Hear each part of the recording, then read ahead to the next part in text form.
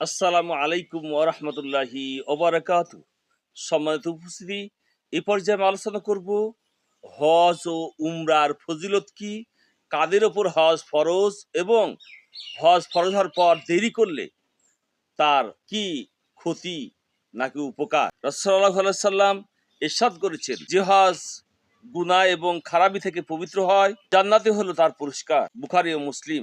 রাসূলুল্লাহ সাল্লাল্লাহু আলাইহি সাল্লাম আরো ইরশাদ করেন, এক উমরার পর আরেক উমরা করলে দুই উমরার মধ্যবর্তী সব গুনাহ মোচন হয়ে যায়। রাসূলুল্লাহ সাল্লাল্লাহু আলাইহি সাল্লাম আরো ইরশাদ করেন, যে আল্লাহ সন্তুষ্টির উদ্দেশ্যে হজ করে এবং হজের প্রাক্কালে অশ্লীল কথা, কাজ ও পাপ থেকে বিরত থাকে, সে মায়ের পেট থেকে জন্মগ্রহণের দিনের ন্যায় নিষ্পাপ হয়ে ফিরে আসে। রাসূলুল্লাহ সাল্লাল্লাহু আলাইহি সাল্লাম আরো বলেন, একাধারে হজ ও উমরা করতে থাকো, এটা পাপ ও দারিদ্রতাকে এমনভাবে মিটিয়ে দেয় যেমন আগুন লোহার ময়লা দূর করে দেয়।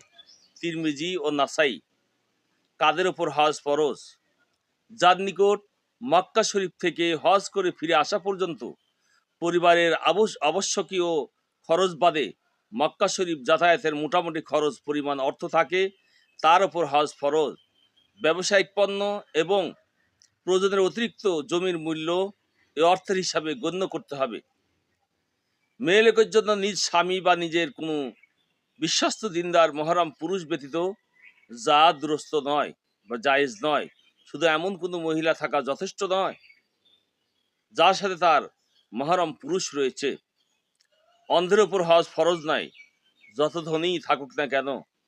নাবালেগের ওপর হজ ফরজ হয় না। নাবালেগ অবস্থায় হজ করলেও বালেগ হওয়ার পর প্রয়োজনীয় সামর্থ্য হলে পুনরায় হজ করতে হবে। হজ ফরজ হওয়ার পর না করা বা বিলম্ব করার কি পরিণতি? হজ ফরজ হওয়ার পর সঙ্গে সঙ্গে সেই বছরে হজ করা ওয়াজিব।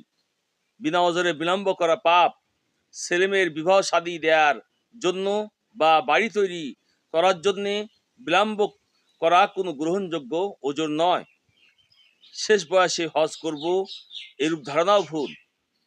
বরং বয়স থাকতে হজ করতে গেলেই হজের ক্রিয়াদি ভালোভাবে আদায় করা সহজ হয়। হজ ফরজ হওয়ার পর আলস্য করে বিলম্ব করলে এবং পরে গরিব বা শক্তিহীন হয়ে গেলেও ওই ফরজ তার জিম্মায় থেকে যাবে, মাফ হবে না।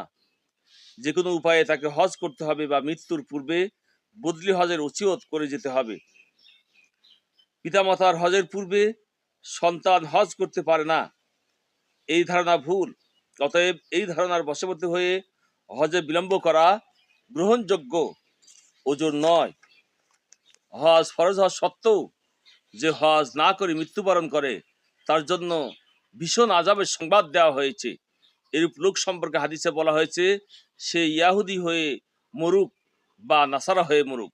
সুনানে তিরমিজি।